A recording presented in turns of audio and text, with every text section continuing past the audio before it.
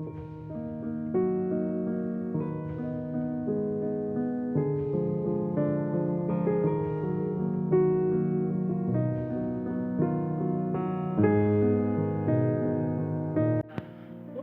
ওই গানটা আমি এর আগে শুনিনি কখনো, এবং এত মানে পরিষ্কার সুন্দর গলা, আমি জানতামই না কেকা বৌদি গান গান বলে। সিরিয়াসলি দারুণ লেগেছিল আমার। আমি কেকা বৌদিকে বলেছিলাম যে আপনি গানের চর্চাটা ছাড়বেন না। আমরা একবার যাচ্ছি, চেন্নাই যাচ্ছি না, ট্রেনে পুজোর সময় চেন্নাই না ব্যাঙ্গালোর যাচ্ছি। তখন না আমাদের মানে ট্রেনে যারা উঠেছে অনেক সিঙ্গার আছে, যারা প্রোগ্রাম করে না সব পুজোর ব্যাঙ্গালোরের প্রোগ্রাম করে, বিভিন্ন দুর্গাপূজা দুর্গাপূজার সব প্রোগ্রাম হয়, তাদের ব্যান্ড ফ্যান্ড নিয়ে অনেক গ্রুপ নিয়ে উঠেছে। এরকম ট্রেনের মধ্যে তখন বলছে সবাই গান করো, এই গান করো, ও গান করো, এই গান করে আশেপাশে যারা আছে সবাই এসে জুটছে, এই একটা গান করছে, ও একটা গান করছে, করতে করতে আমাকে বলছে আপনি একটা গান করুন।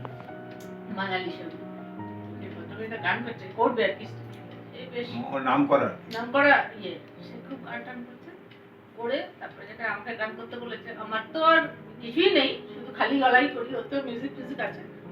করার পর বলছে আপনি গান শেখেন না, এটা হতেই পারে না। ওই ভদ্রমহিলা বলছে, আচ্ছা না না গান শিখি না, গান করিও না, কোন জন্মে গান করতাম এখনো করিও না, গলা শুনে মনে হচ্ছে না গান করেন না, ভাবছো মিথ্যে কথা বলছি। না রে বাবা, না না, খুব ভালো গেছিল, দারুণ। লোককে বিশ্বাস করানো মুশকিল হয় অনেক কিছু। ওরা মানে আগে থেকে একটা আইডিয়া নিয়ে বসে থাকে। তারপর বেরো ওর সাথে বসে গেছি। এখন আমাদের হলিডেও আছে, কিন্তু হলিডে আমরা বুক করার সময় এটা ক্যালকুলেশনে ভুল হয়েছে যে পরের দিন থেকে বুক করছি। আমরা আগে কিন্তু তা আবার দশমীর দিন দেখা টাকার পরে বললো আমাদের পান্ডা আমাদের বললো যে আপনারা সন্ধ্যাবেলা এখানে আসবেন, আমি জগন্নাথের 40 মন গয়না করবে, সেটা করে আবার দেখাবো। 40 মন? ওদের ভাষায় বোধহয় 40 মন গয়না, কিন্তু গায়ে যাই ছিল না, গয়না প্রচুর পড়েছিল। 40 মন হিসেবে অনেক না, কিন্তু ওদের ল্যাঙ্গুয়েজে বললো যে 40 মন গয়না করবে। তখন আমরা ওই ঘরটাতে যাবার কোনো ইচ্ছা আমাদের আর ফেরত নেই। দিনের বেলা লোকগীত ছিল, লোকগীত। মানে মানে ব্যাপারটা, গানটা সম্বন্ধে আমাকে দু এক লাইন বলুন। এটা অরিন্দম গাঙ্গুলির আমি প্রথম শুনেছিলাম। আচ্ছা, এটা আমার খুব ভালো লেগেছিল, অরিন্দম গাঙ্গুলি গেয়েছে। ঠিক তো, হয়তো আমি ওর ডিটো তুমি বলতে আমার মনে পড়লো। ওটাতে ওই সিনেমাটা গেছিল কি ছোটবেলা? না না না না না, হংসরাজে হংসরাজে বড় হয়ে গেছে, বড় হয়ে। তো আর গানটা প্রথম আমি শুনেছিলাম। হ্যাঁ আচ্ছা। ঠিক বলেছো, মাছ নিয়ে ল্যাঙ্গুয়েজটা আমার খুব ভালো লেগেছে। হ্যাঁ, ঠিক ঠিক, আমি বলতে আমার মনে পড়লো। তাহলে বৌদি হয়ে যাক। পিকনিকে গিয়েছিলে গানটা তুমি? হ্যাঁ, পিকনিকে হ্যাঁ, পিকনিকে। সে মাছ নিয়ে বলো, তাতে মনে হ্যাঁ, পড়লো হ্যাঁ, মাছ হ্যাঁ, নিয়ে সাথে পিকনিক। আর তখন মাছ ভাজাও হচ্ছিল, মাছ ভাজা হচ্ছিল। আমি ভিডিও করেছিলাম। হ্যাঁ, পিকনিকে নিয়ে গিয়েছিলে। কলর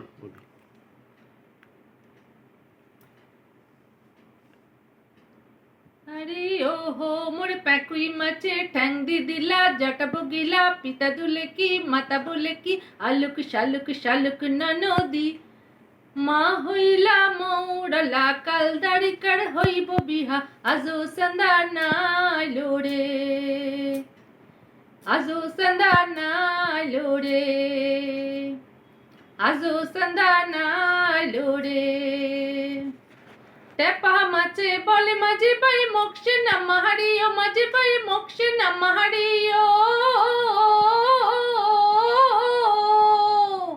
কাল দাড়িকার হইব বিহারে, আমি কোনে সাজাইতে যামু, আরে ও হো মোর প্যাকুই মাছে ঠ্যাং দি দিলা, জটা বগিলা, পিতা দুলে কি, মাতা বলে কি, আলুক শালুক শালুক ননদি, মা হইলা মৌড়লা, কাল দাড়িকার হইব বিহা, আজো সন্দা নাইলো রে, আজো সন্দা নাইলো রে, আজো সন্দা নাইলো রে। আরে দাড়িকা মাছ ডাইকা বলে, আরে ও মাঝি আশা, দাড়িকা মাছ ডাইকা বলে মোক্ষে না মাহারিও, মাঝে পাই মোক্ষে না মাহারিও, কাল দাড়িকার হইব বিহারে, আমি ঘটক হইয়া যামু, আরে ও হো মোর প্যাকুই মাছে ঠ্যাং দি দিলা, জটা বগিলা, পিতা দুলে কি, মাতা বলে কি, আলুক শালুক শালুক ননদি। মা হইলা মৌড়লা কাল দাড়ি কাড়ে হইব বিহা আজো সন্ধ্যার লাই ডোরে আজো সন্ধ্যার নাই লোরে। ভাটিয়ালি গান দুটা দারুণ দারুণ দারুণ। তাহলে কেকা বৌদির কাছে আমরা আরেকটা গান শুনি, পুরুলিয়ার একটা গান, আমাদের দেশের গান। দেশের গান, দেশের গান। মানভূমের গান। এই গানটি লিখেছেন আমাদের এখানকার সুনীল মাহাতো, পরে অনেকে গিয়েছেন, আজকে কেকা বৌদির কাছে শুনবো। পিন্দারে পলাশের বোন পলাবো পলাবো মন, পিন্দারে পলাশের বোন পলাবো পলাবো মন, নেংটি ইন্দুরে ঢোল কাটে হে কাটে রে বতরে পিরিতির ফুল ফুটে, আরে বতরে পিরিতির ফুল ফুটে। পিন্দারে পলাশের বোন পলাবো পলাবো মন, পিন্দারে পলাশের বোন পলাবো পলাবো মন, নেংটি ইন্দুরে ঢোল কাটে এ কাটে রে বতরে পিরিতির ফুল ফুটে, আরে বতরে পিরিতির ফুল ফুটে।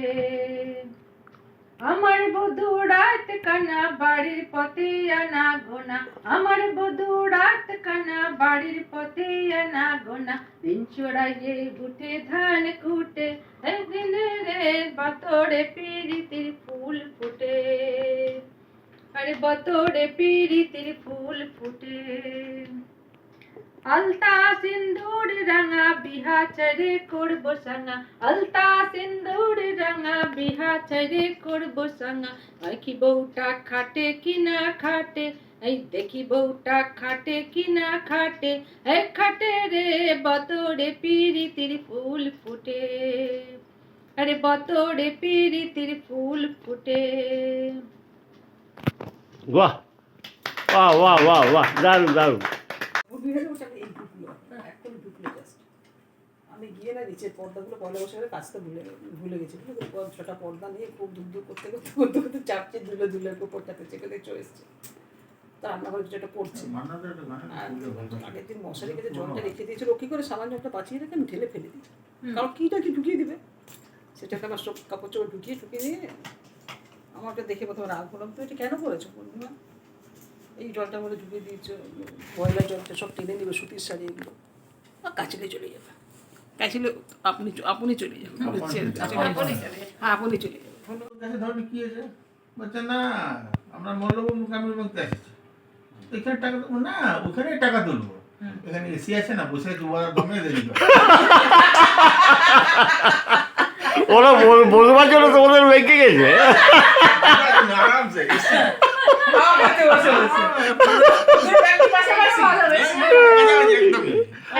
কে ফোন করলো?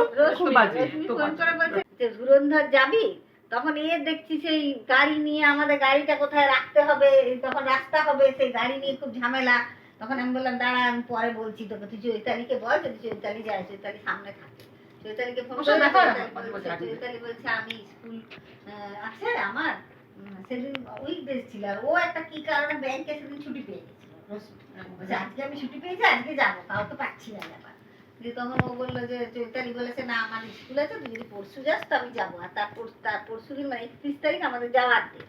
তখন আমরা না আমার তো পরশু হবে না, তাহলে তোরা যাবি 31 তারিখ, আমি যাবো না। দিয়ে তারপরে গাড়িটা যাই হোক দিলুদাকে দিয়ে টিয়ে এসে তারপরে ওর দেখলাম মাথাটা ঠান্ডা হয়েছে, গাড়ি তার আগে রাখা। নিয়ে আমি তখন রশ্মিকে বললাম তাহলে যাবি কি, তাহলে কি করবো, বলছে দাঁড়া টিকিট পাওয়া যাচ্ছে না, তাহলে মা 3টে করে শো চলছিল, 4টে করে শো, টিকিট কেটে দেবে। ঠিক আছে বল, দিয়ে বললো, তো 4:30 শোতে আমি গেলাম, ও এলো, পান খেতে খেতে ঢুকলাম, ঢোকার পরে সিনেমা শুরু হলো।